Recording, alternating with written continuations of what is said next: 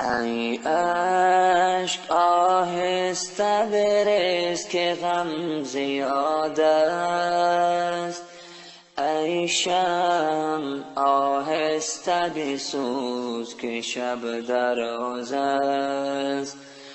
امروز کسی محرم اسرار کسی نیست، ما تجربه کردیم کسی یار کسی نیست.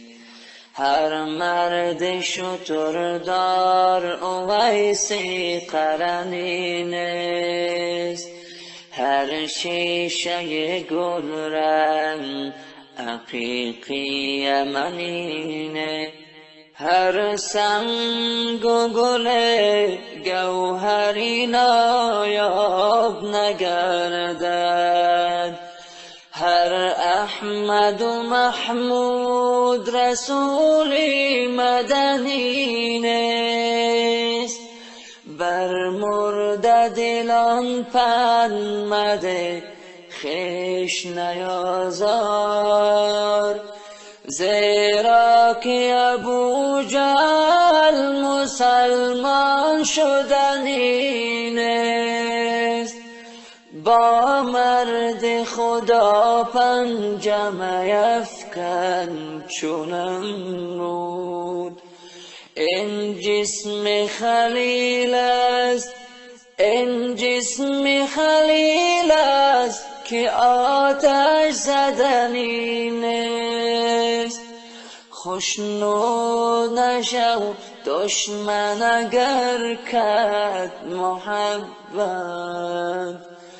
خندیدن جلاد ز شیرین سخنی نیست، خندیدن جلاد ز شیرین سخنی نیست.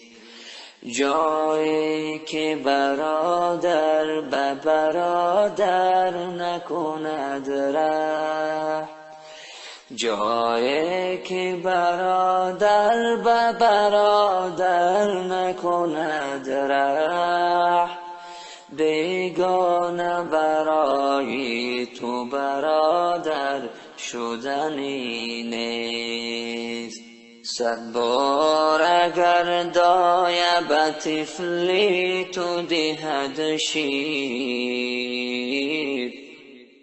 غافل مشو ای دوست که مادر شدنی نیست.